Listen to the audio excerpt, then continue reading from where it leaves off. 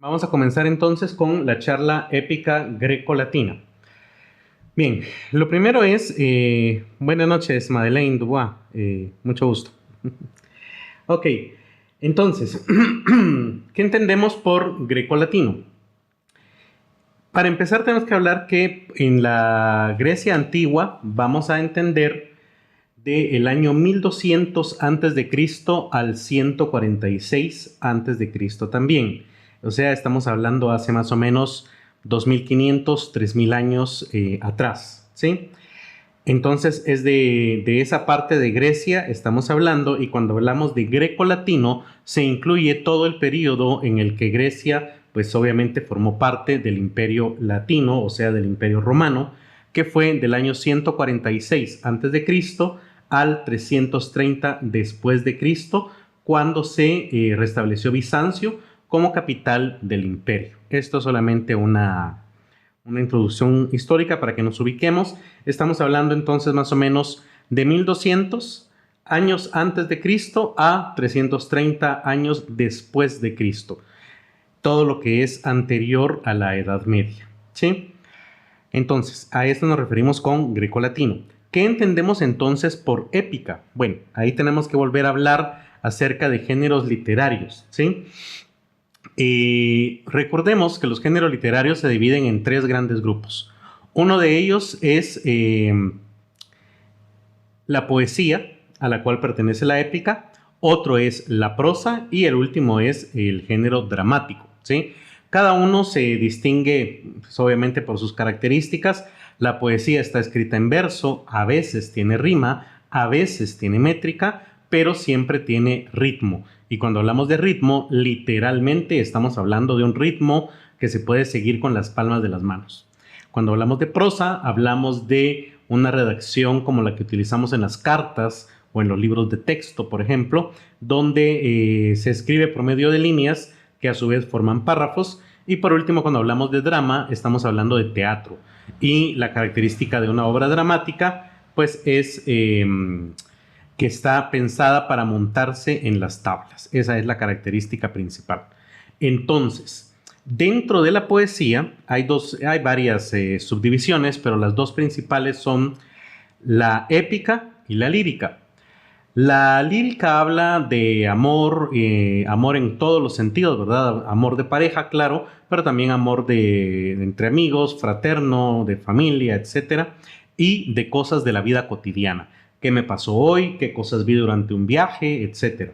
Y la épica, que es la que nos interesa hoy, habla de orígenes, ¿sí? Pero orígenes en el sentido más amplio del que podamos pensar.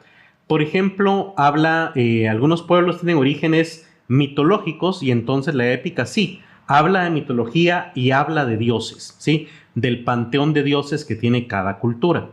Y por el otro lado, también muchas culturas tienen orígenes en sus héroes y en sus guerras. Un héroe es alguien que destaca, ¿sí? Esto tal vez sea importante aclararlo cuando hablamos de épica grecolatina. Actualmente un héroe sigue la figura del héroe más importante en la épica más difundida de nuestra época, que es la Biblia, y el héroe entonces sería Jesús, donde hablamos de un héroe que se sacrifica por los demás, obviamente el sacrificio en la cruz. Sin embargo, no todos los héroes han sido siempre igual.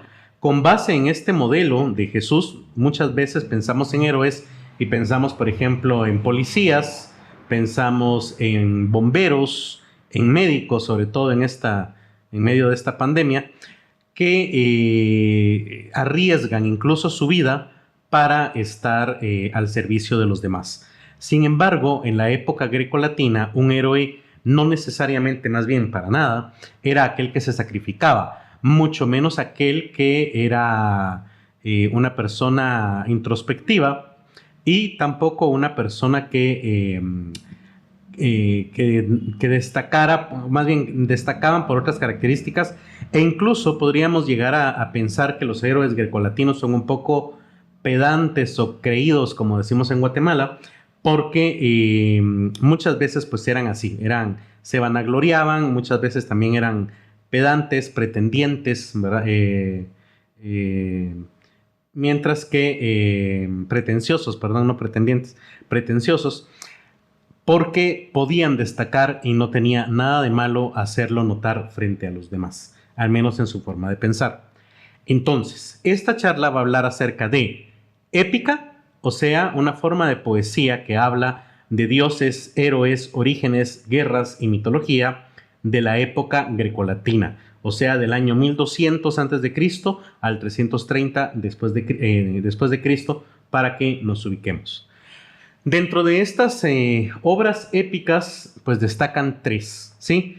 La Ilíada, la Odisea y la Eneida, que son las tres obras de las que les voy a hablar hoy, y pues las tres de hecho están resumidas en el libro que les hablo, que hemos publicado desde el año pasado aquí en la editorial Kazam A, y que lleva precisamente ese nombre, Épica Greco-Latina. Entonces, lo primero es hablarles de Homero, quien se calcula que pudo haber vivido en el siglo VIII antes de Cristo, ¿verdad? Estamos hablando entonces que fue una persona que vivió hace cerca de 2800 años para nosotros, y se le considera hoy un aedo. Aedo quiere decir juglar, un trovador, una persona que se dedicaba a contar historias para los demás y pues recibía pago por ello. Aquí es interesante, como lo había dicho en una conferencia anterior, porque no se trata de una persona que pida limosna, sino que se trata más bien de un profesional del entretenimiento, ¿sí? Recordemos que en esta época saber leer y escribir y saber narrar una historia especialmente era una forma de vida, ¿sí? Entonces era una persona que por las tardes reunía grandes cantidades de gente en las plazas centrales, para eso son las plazas, y los entretenía, digamos, entre las 5 y 6 de la tarde, cuando no tenía mayor cosa que hacer en casa, les contaba historias. Es como cuando regresamos del trabajo y encendemos la televisión, ponemos Netflix o cualquier canal y queremos gozar de una historia. Pues exactamente lo mismo, era un aedo, solo que él le contaba a las personas. Además, el aedo no solamente contaba, el aedo también tocaba instrumentos, organizaba presentaciones de títeres, de teatro. O sea, era en verdad un profesional muy completo del entretenimiento. Homero llama la atención lo siguiente: la palabra Homero en griego quiere decir ciego, ¿sí? Es literalmente significa ciego. Hoy sí recordé mi vasito de agua, Cristina, muchas gracias por recordármelo, haciendo un parón ahí. Y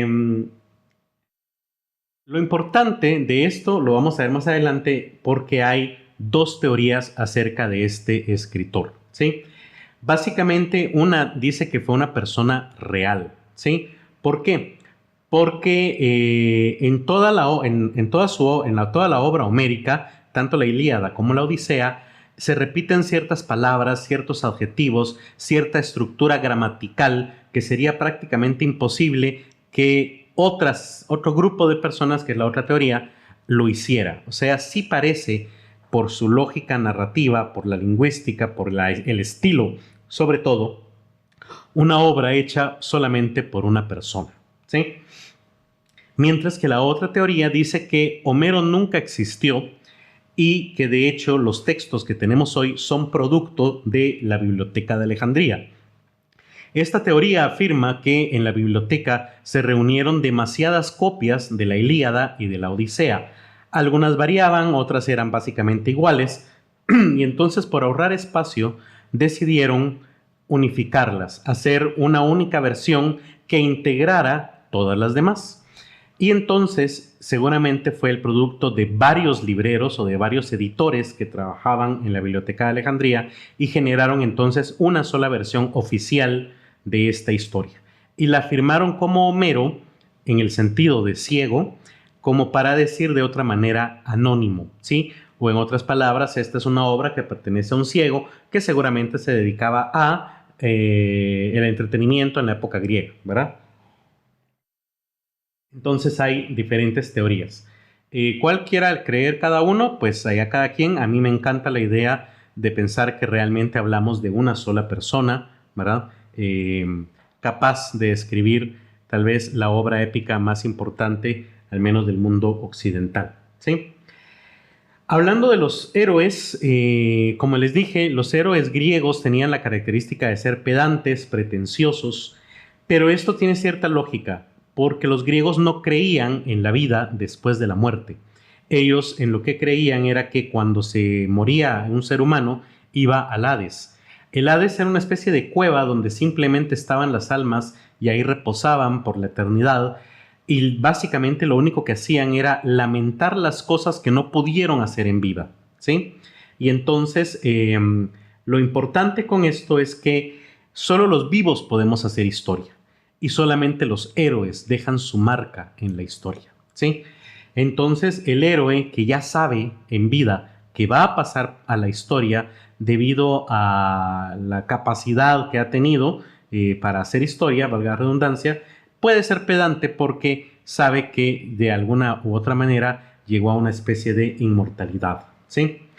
Otra característica de los héroes homéricos es que no hay buenos ni malos, y eso es seguramente lo que hace más interesante a no solo la Ilíada y a la Odisea, sino que en sí a toda la obra grecolatina.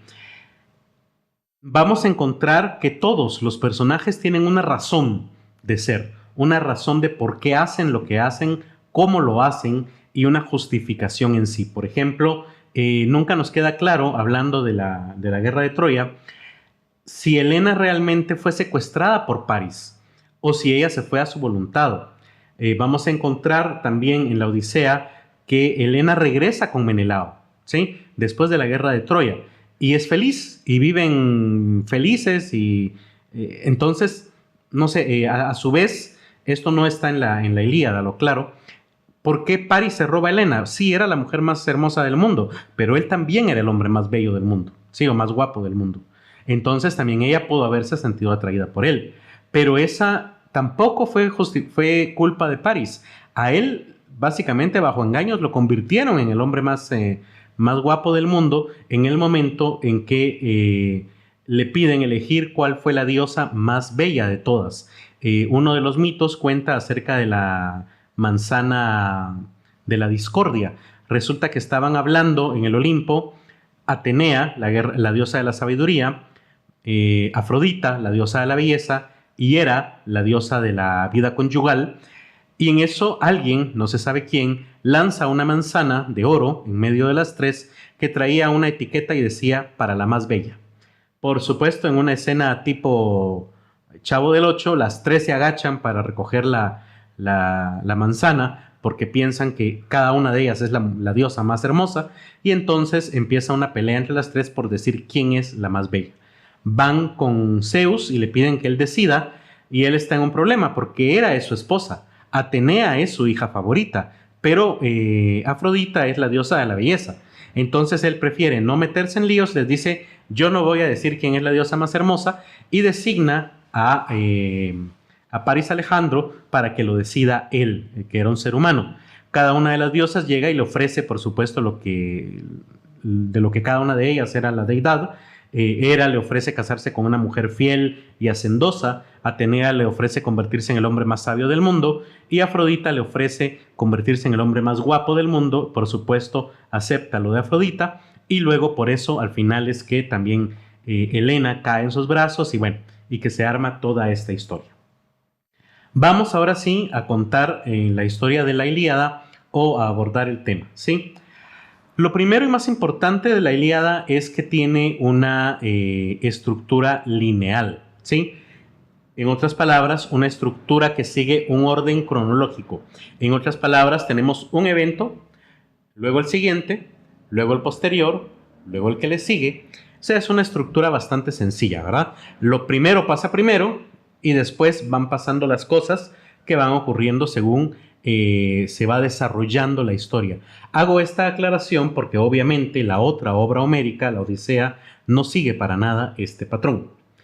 Otra cuestión importante es que está dividida en 24 cantos o rapsodias y que está escrita en hexámetros, ¿sí? Esto es importante porque traducir la obra al español como poesía en hexámetros es simplemente imposible.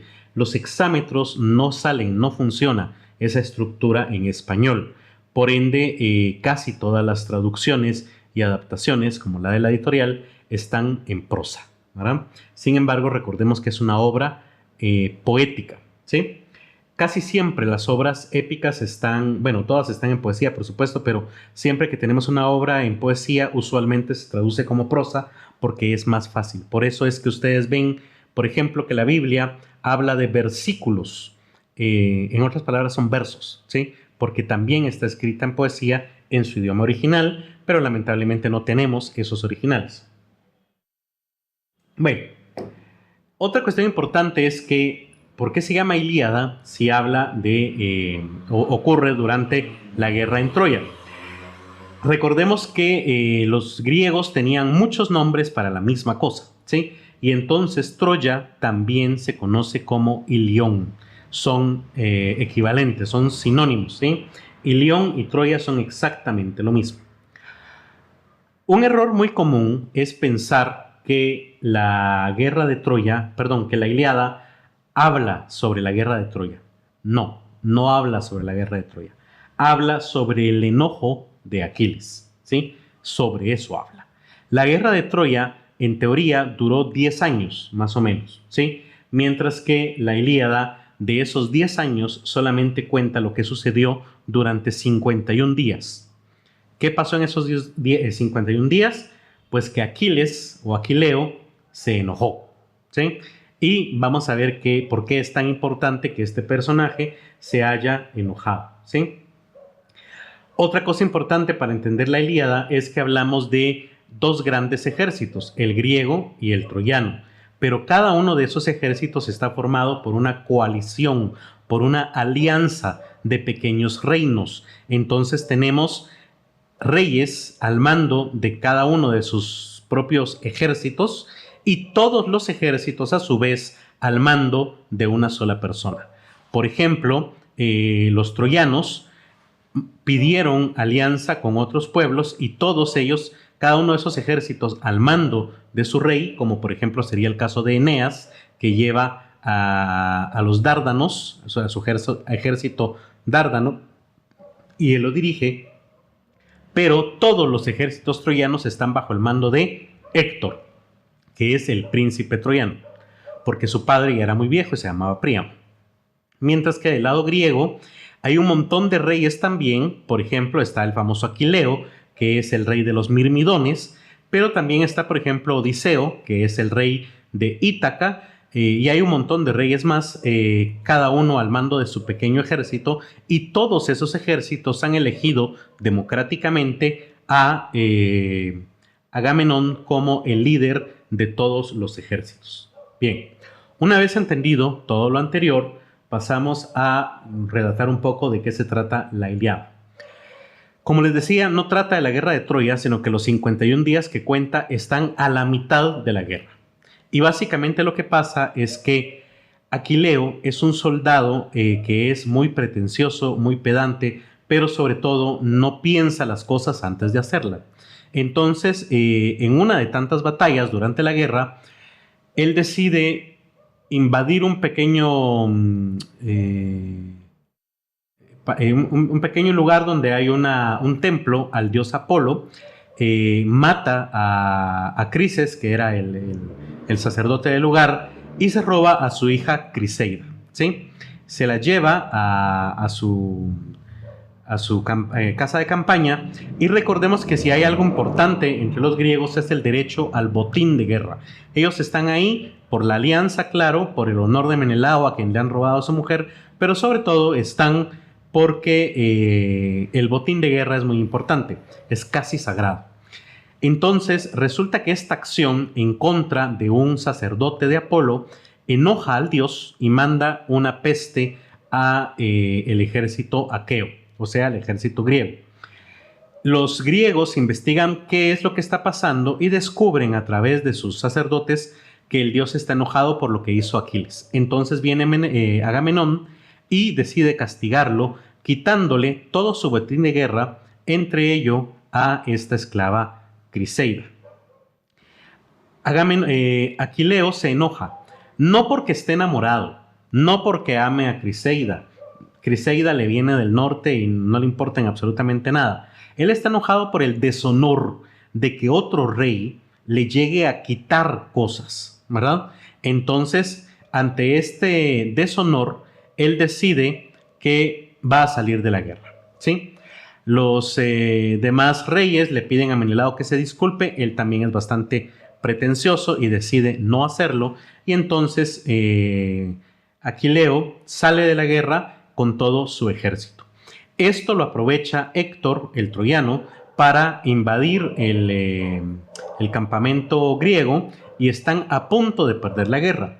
Entonces, el mejor amigo de Aquiles, quien se llama Patroclo, le pide que regrese a la guerra. Aquiles no quiere por la afrenta recibida, pero le da permiso de dirigir a su ejército de los dárdanos para ayudar a los griegos. Sin embargo, Patroclo aprovecha y se roba la armadura de Aquiles y se la pone para que los griegos crean que ha regresado a la batalla. Los griegos efectivamente se asustan al creer ver a Aquiles de nuevo en la guerra y entonces deciden retirarse, pero Héctor enfrenta a quien él cree que es Héctor, a quien él cree que es Aquiles, porque recordemos que llevaba puesto un casco, y lo vence y lo mata. Al quitarle el casco al cadáver se da cuenta que no es Aquiles, sino que es su mejor amigo Patroclo. Entonces hay una lucha ahí por la vestimenta, ¿verdad? Por la armadura, y al final la logran recuperar los griegos. Sin embargo, cuando Aquiles se entera que han matado a su mejor amigo, es cuando entra en cólera y decide regresar a la batalla solo para vengarlo. Aquiles aquí tiene que tomar una decisión importante porque su madre, que es Tetis, una diosa oceánica, le dice que él va a morir en la batalla. Bueno, de hecho él ya lo sabía, pero él sabe que si regresa a esa última batalla a matar a Héctor porque mató a Patroclo, él va a morir en la guerra de Troya. Sin embargo, toma la decisión de hacer historia y no de morir en el anonimato, por lo mismo que les contaba de que los griegos no creían en la vida después de la muerte. Entonces, regresa a la batalla, persigue a Héctor y efectivamente logra su venganza. Después Príamo, que es el rey de Troya, pero ya está muy anciano, con ayuda de los dioses logra escabullirse hasta el campamento griego y en un soliloquio, en un capítulo muy bonito, muy interesante, le dice a Aquiles que por favor le regrese el cuerpo de su hijo, porque Aquiles lo que quiere es deshonrar el cuerpo, dejar que los perros se lo coman, no darle sepultura, porque recordemos que por supuesto los griegos creen que si una persona muerta no es enterrada, el alma se va a convertir en una especie de fantasma, sufriendo en la eternidad sin poder pasar al Hades. Entonces Príamo le ruega que le devuelva su cuerpo, le cuenta todos los sueños que él tenía con su hijo, etcétera, y que no se van a ver cumplidos, y Aquiles pues siente remordimiento y le entrega el cuerpo al padre. Además, hacen una tregua de cierta cantidad de días para hacer los para hacer las honras fúnebres. Llama la atención que las honras fúnebres griegas son como una pequeña especie de olimpiada, una microolimpiada, donde el premio, donde se ponen como premio las principales pertenencias del muerto. Por ejemplo, si tenía un arco, se hace una competencia de tiro al blanco, ¿verdad? Si tenía, qué sé yo, grebas, que son como unas espinilleras de oro, entonces hacen una competencia de 100 metros planos y el que la gane se las lleva. Esto para que el recuerdo del muerto pues dure entre las personas que lo conocieron. Lo mismo se hace dentro de Troya y al terminar esta tregua pues regresan a la guerra, porque recordemos que solamente se narran 51 días de los 10 años que dura la guerra. Luego pasamos entonces a la otra obra épica llamada Odisea, ¿verdad? La Odisea también fue escrita por Homero, también tiene 24 cantos o rapsodias y también fue escrita en hexámetros y tiene una cuestión muy importante, seguramente dejó más en la literatura universal que la Ilíada, en el sentido de que hay 2 o 3 cosas importantes. Una es el tema del viaje, ¿sí?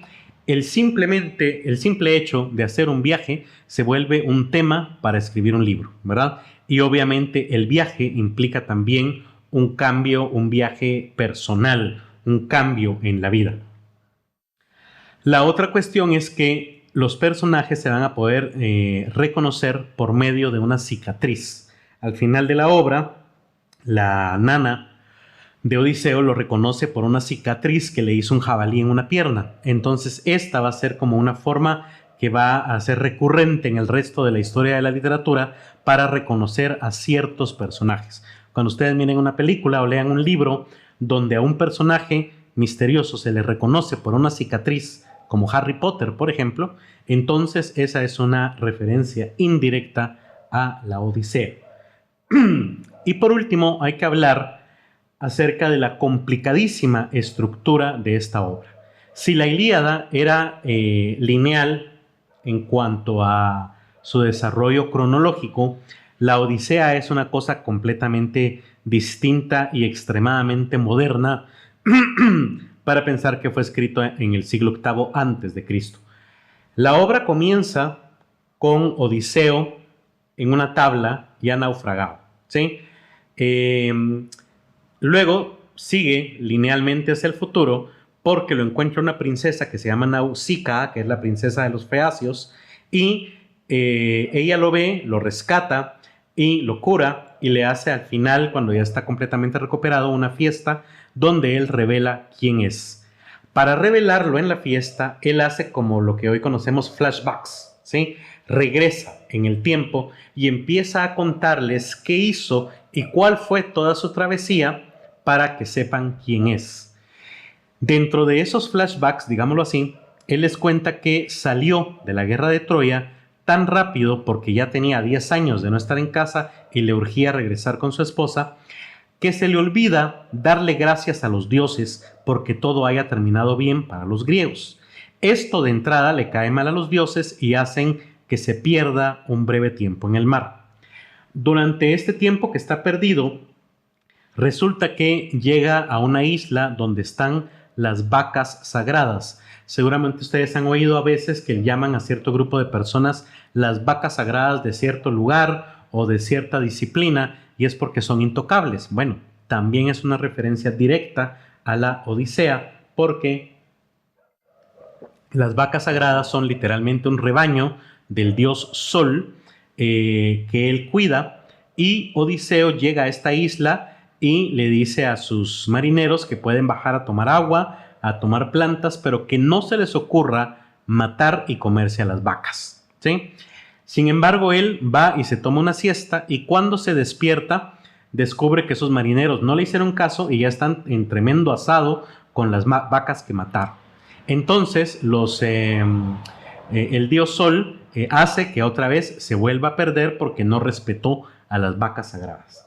Después, por ejemplo, pasa a una isla donde están los lotófagos, que no son más que drogadictos. Son personas que han perdido toda civilización por comer flores de loto.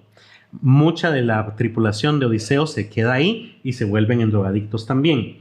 Luego pasan a otra isla donde encuentran cíclopes, que son estos monstruos con un solo ojo en la frente, y para la mala suerte de Odiseo resulta que se topan con un cíclope que se llama Polifemo, que es hijo de Apolo. Este cíclope los captura, se los empieza a comer, y entonces a Odiseo se le ocurre dejarlo ciego y escapar. Debido a que se quedó ciego, el cíclope le reza a su papá Apolo para que castigue a estas personas, y entonces Odiseo se vuelve a perder en el mar.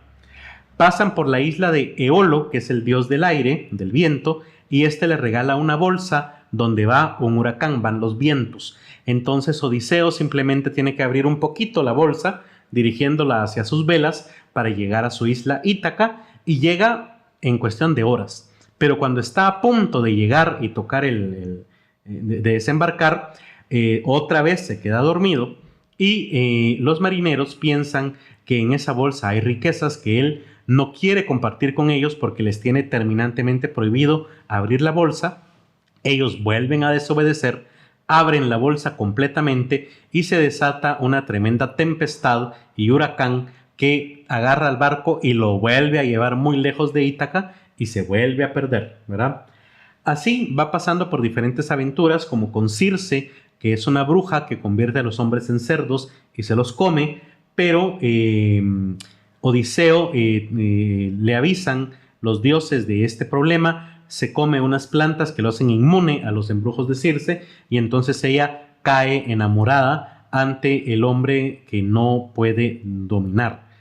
Se está años con ella como amante hasta que los mismos dioses llegan a decirle a Circe que tiene que dejar ir a Odiseo porque él tiene muchas cosas más que hacer. Como él no sabe el camino de regreso a su casa, Circe le dice que tiene que bajar al Hades, al lugar de los muertos, para hablar con Tiresias, que es un famoso mago de la época griega. Siempre que ustedes miren un mago de sombrero largo, de barbas y pelo blanco, que viste una túnica, como en Harry Potter, como en El Señor de los Anillos, como en prácticamente cualquier película, es una referencia. Merlín, por ejemplo, es una referencia directa también a Tiresias, este mago de la época grecolatina. Tiresias, por supuesto, a esta época ya había muerto en la mitología griega y por eso es que Odiseo tiene que bajar a buscarlo al Hades.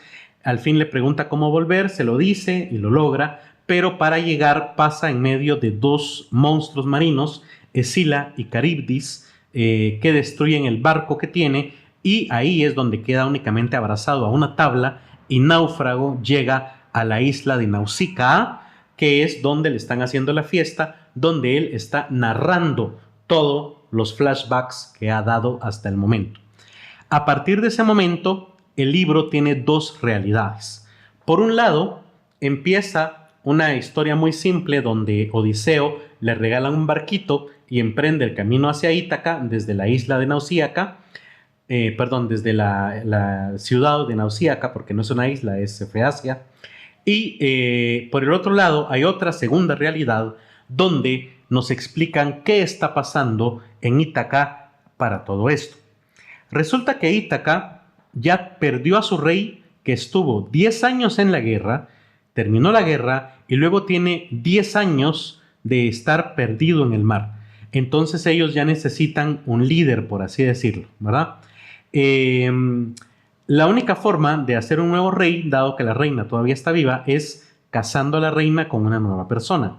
Pero la reina, que es Penélope, o sea, la esposa de Odiseo, no se quiere casar. Y entonces hay algunas personas que la pretenden, son los pretendientes, y ella siempre les da largas, que va a terminar una mortaja para su suegro, que va a terminar de hacer esto, que va a terminar de hacer aquello, y siempre pone pretextos para no casarse con nadie.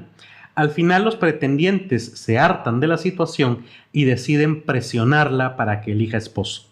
La única manera de presionarla, porque además es la reina, es que como son sus pretendientes, van a pasar todo el día y toda la noche en su casa, ¿verdad? Entonces supuestamente llegan con la excusa de enamorarla, pero ahí llegan, desayunan, ahí almuerzan, ahí cenan, al rato ya no son 2 ni 3, sino que son 40, 50 pretendientes o más, se están todo el día ahí, comen de lo que la reina tiene que darles, se aburren, entonces empiezan a sacar cartas, otros sacan dominó, algunos sacan una botella de alcohol y total que eso se convierte prácticamente en un prostíbulo o en un casino, ¿verdad? Poco a poco la misma servidumbre se empieza a prostituir con los pretendientes y aquello se vuelve una verdadera casa de citas, ¿verdad? Ante este problema, Telémaco decide que va a viajar para ver si encuentra a su papá.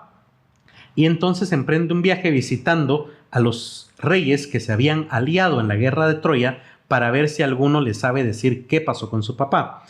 Lo acompaña un amigo de su papá que se llama Mentor, ¿sí?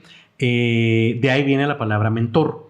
Un mentor como un maestro, una persona que nos guía. Es este personaje Mentor que acompaña a Telémaco. Pero realmente no es Mentor, es Atenea disfrazada de Mentor, que lo cuida. Entonces va a visitar a varios personajes y es ahí donde visita a Menelao, quien ya está en casa con Helena y es ahí donde cuentan cómo terminó la guerra de Troya. Y le cuentan a Telémaco que la idea del caballo de Troya fue de Odiseo. Y explican cómo ponen el caballo, se meten unos soldados adentro, los troyanos creen que este es un regalo para los dioses, lo entran a la ciudad y durante la noche regresa el ejército griego. Los pocos soldados que estaban dentro del caballo abren las puertas y sucede la invasión de Troya y así es como cae la ciudad. Telémaco no encuentra a su papá y decide regresar a Ítaca. Y es ahí donde las dos realidades, las de Odiseo que va regresando a Ítaca y la de Telémaco que va regresando de la búsqueda de su papá, se unen en una isla, obviamente porque así lo quiere Atenea, los presenta y organizan el regreso de ambos. Odiseo va a regresar disfrazado de una especie de persona que pide dinero en la calle, de pordiosero, y entonces para que nadie lo reconozca. Al llegar va a hacerse pasar por un pretendiente más porque a estas alturas cualquiera podía llegar a decir que era un pretendiente de la reina para vivir a sus expensas y va a proponer que se elija al esposo de la reina por medio de una competencia de tiro al blanco. Esto no es más que una treta para encerrar a todos los pretendientes en una habitación y matarlos con el mismo arco y con la ayuda de Telémaco. Una vez asesinados los pretendientes, asesinan también a la servidumbre que se ha prostituido con ellos y luego mandan a llamar a Penélope para que reconozca a su esposo. Ella pues ya tiene 20 años de no verlo, entonces ya no se recuerda cómo es y él le pide que le ponga una prueba para demostrar quién es. Entonces a ella lo único que se le ocurre es decirle que le diga cómo es la cabecera de su cama. A todo esto vamos a entender que nadie ha entrado a la habitación de Penélope y entonces se le dice que eso es muy fácil, porque la cabecera de su cama tiene una característica especial y es que antes de casarse iban paseando y ella le dijo que quería su casa en ese lugar donde había un tremendo árbol y entonces él efectivamente levanta la casa alrededor del árbol con la misma madera del árbol, pero las raíces la utiliza para tallar la cama. Entonces la cama está, digámoslo así, enterrada en el piso. La cama termina en el piso y siguen las raíces del árbol. Entonces ella se da cuenta de que sí es su esposo porque nadie más ha visto su cama en 20 años y entonces se reconocen. La obra termina cuando Odiseo va a visitar a su padre y estando ahí llegan los familiares de los pretendientes que mató para hacerle un lío. Entonces baja la diosa Atenea y dice, bueno, ya mucha, esto ya es mucho, ya hay demasiado problema. Dejen en paz a Odiseo porque además su viaje no ha terminado. Esto quiere decir que la obra, que tenía un pedazo cronológicamente en línea, que tiene flashbacks, luego tiene dos realidades que se unen, termina además con un final abierto. Porque lo que Atenea dice es que Odiseo va a seguir viajando hasta llegar a un lugar donde le pregunten para qué sirve un remo. Recordemos que los griegos son una sociedad pegada al mar de navegantes y entonces no pueden concebir un país, un lugar tan alejado del mar donde no conozcan para qué sirve un remo. Entonces Atenea deja así abierta la aventura de Odiseo en seguramente más viajes que va a tener y que seguramente estaban desarrollados en otros libros épicos de Homero que lamentablemente no tenemos hoy. Y la obra termina ahí. Luego, para terminar esta charla, voy a hablar de la Eneida, que también está incluida en el libro Épica Grecolatina que tiene la editorial Kazan A. Y esta obra es escrita por Virgilio, pero es interesante más que lo que cuenta el contexto histórico en el que está desarrollada. Fue escrita durante el siglo I a.C. y tiene una estructura que básicamente copia la de la Ilíada y la de la Eneida, en 12 libros también escritos en hexámetros. Pero aquí está la clave. ¿Por qué la copia? ¿Sí? Resulta que la Eneida se escribió por encargo, ¿sí? El César o el emperador Augusto se lo pide a Virgilio, ¿sí? ¿Por qué se lo pide? Porque está consciente de un tremendo complejo que tienen los romanos. Como sabemos, los griegos ya habían desarrollado su cultura, tenían más de 1000 años de tenerla, cuando llegan los romanos y los invaden. Los conquistan, pero realmente son los griegos los que conquistan culturalmente a los romanos, porque básicamente estos últimos copian toda la cultura griega, sus dioses, sus costumbres, su literatura, su teatro, todo es simplemente una traducción, una adaptación que hacen los romanos de lo griego. Es por eso que muchas veces los dioses tienen dos nombres. El Zeus griego es el mismo Júpiter romano, ¿sí? La Afrodita griega es la misma Venus romana, ¿sí? El Ares griego es el mismo Marte romano. Son exactamente los mismos dioses, con la misma relación de parentesco, los mismos mitos, pero con otro nombre. Entonces, los romanos siempre han tenido este complejo de que todo lo que tienen culturalmente no es propio, sino una adaptación griega. Y entonces Augusto le pide a Virgilio que escriba una obra tan grande, tan buena como la Ilíada y la Odisea, para justificar el origen, además, de los romanos. Aquí, entonces, Virgilio se encuentra con un gran problema porque no hay tal historia. No hay una justificación de por qué los romanos llegan a Grecia y roban su cultura, más que literalmente esa. Son un grupo de soldados que llegan al territorio y pues son, aunque dominan militarmente, adoptan la cultura. Entonces, lo que hace Virgilio es inventarse un mito, inventarse una justificación de cómo y por qué los romanos fueron capaces de esto.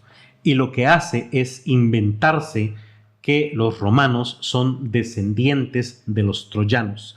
En otras palabras, lo que él está sugiriendo ahí es que los romanos, cuando llegan a Grecia y toman esa cultura, no la están robando, sino que están tomando lo que por herencia siempre fue de ellos, pero que lo perdieron debido a que perdieron la guerra de Troya, ¿sí? Y entonces Virgilio toma un personaje que extrañamente en la mitología griega es un cabo suelto, y es Eneas. Eneas solamente es mencionado varias veces en la Ilíada como uno de los reyes que se alía con los troyanos, amigo de Héctor, un buen guerrero, además es hijo de Afrodita, pero hay un par de batallas en las que participa, pero el personaje, aunque aparece, ya no se explica qué pasa con él.